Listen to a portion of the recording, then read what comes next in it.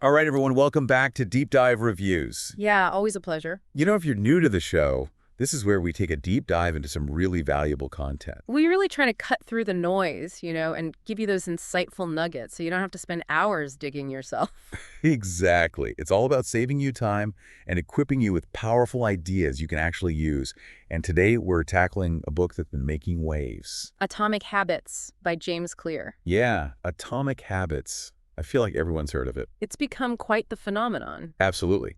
But we're not just going to skim the surface here. No, we're going way deeper. We're going to unearth those hidden gems, the stuff that can really shift your perspective on habits and personal growth. We want to help you understand how those tiny daily choices can lead to some pretty remarkable results, and why focusing on your systems rather than just your goals can make a world of difference. So buckle up, folks, because we're about to unlock the power of Atomic Habits in a way you probably haven't considered before. You might think you know this book, but trust me, we're going to uncover some insights that will make you rethink your own path to success.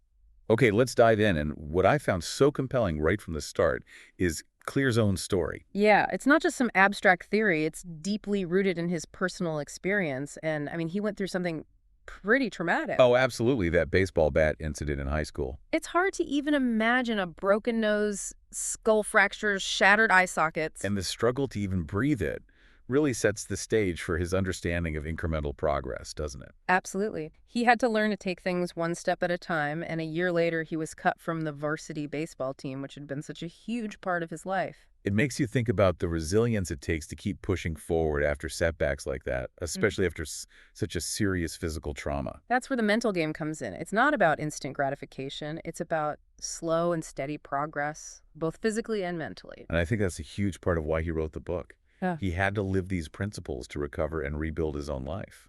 Yeah, it's like he embodies this idea of small changes leading to big results. Which brings us to the core of the book, the concept of atomic habits. Those tiny 1% improvements each day that compound over time. He uses that powerful math example, right? Get 1% better every day for a year, and you'll end up 37 times better by the end. It sounds almost deceptively simple, but when you think about how that could apply to your own life, it's pretty mind-blowing. It is, and the thing is that compounding effect works both ways. Those 1% declines, those negative habits they add up to. Right, and think about those little things. We tend to brush off the stress, the negative self-talk. Individually, they might seem insignificant, but over time, their impact can be substantial. And I love how Clear challenges us to shift our focus from goals to systems. That's a crucial distinction. Because we often get so caught up in the outcome we want to achieve. We fixate on the destination, but neglect the journey. And he makes this point that winners and losers often have the same goals. It's the systems, the processes we put in place that determine who actually succeeds. He has this great line, "You do not rise to the level of your goals.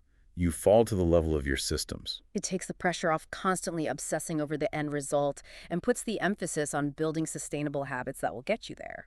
So instead of just saying, "I want to write a book." Your system would be, I will write 500 words every day at 7 a.m. Exactly. You're creating a framework for consistent action. And he takes it even further with the idea of identity-based habits. This is where things get really interesting. Because it's not just about what you do, but who you believe you are. He argues that true habit change is about becoming a different type of person. So instead of focusing on losing weight, You focus on becoming a healthy person. and that shift in identity drives your actions, your habits. How does that play out in practice? He gives this great example of Brian Clark, who stopped chewing his fingernails, not through willpower, but by deciding he was no longer a nail biter. He even got a manicure to solidify that new identity. Wow, that's commitment. The point is, the behavior that's inconsistent with your self-image won't last. You might want to be financially secure, but if you see yourself as a spender, you'll keep spending. It's like you're casting votes for the person you want to be with every action you take. And speaking of actions, Clear breaks down the science of habit formation into a 4-step model: cue, craving, response, and reward. The habit loop.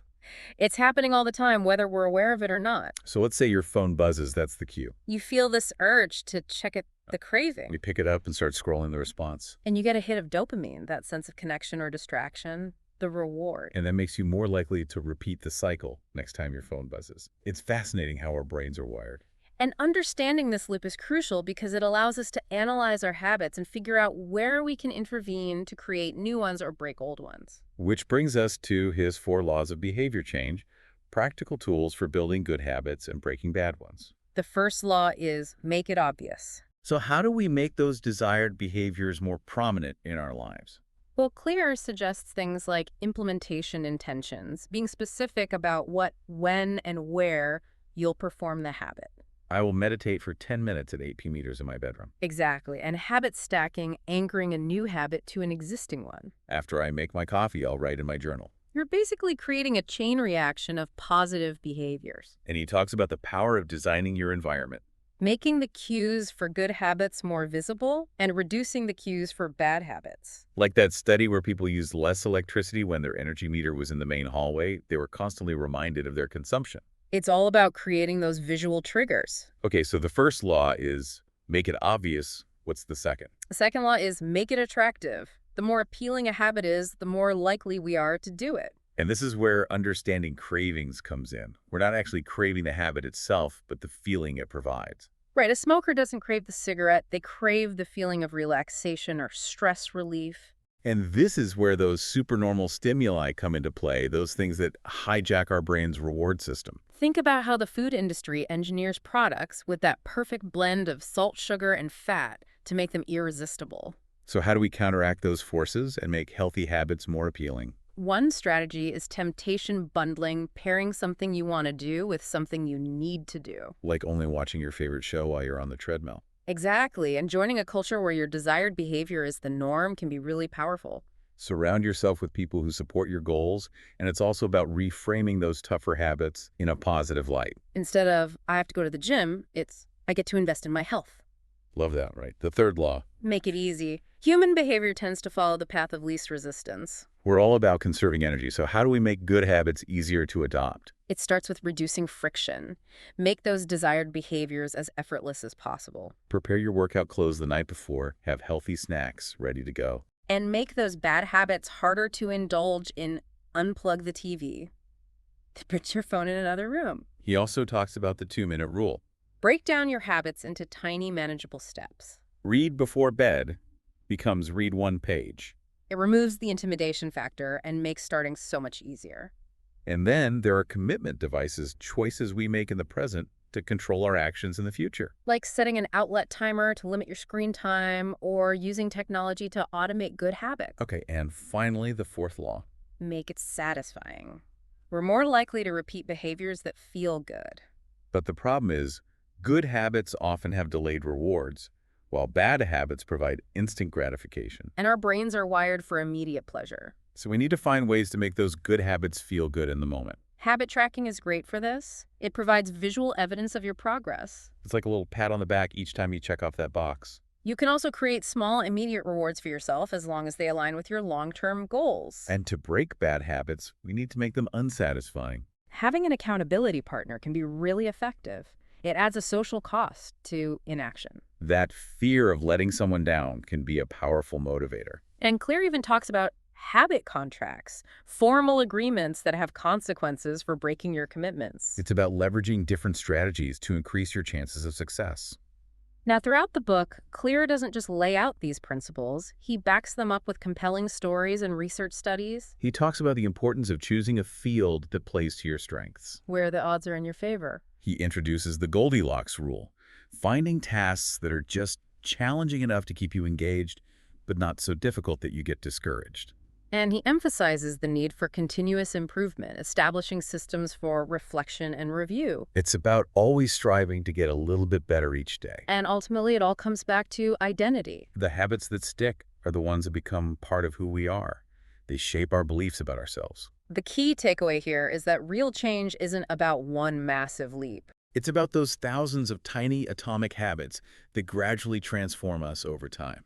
Thinking back on our conversation, one thing that really stood out to me was the story of the British cycling team. Oh yeah, how they made these tiny adjustments to every aspect of their training and ended up dominating the sport. It's a perfect example of how small changes consistently applied can lead to remarkable results. And understanding the science behind dopamine and cravings can help us make better choices in our own lives. If we can figure out what triggers our bad habits and how to make good habits more rewarding, we're setting ourselves up for success.